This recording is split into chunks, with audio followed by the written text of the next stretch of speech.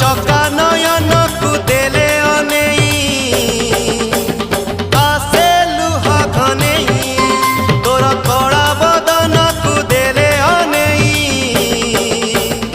आसे लुहा घनेई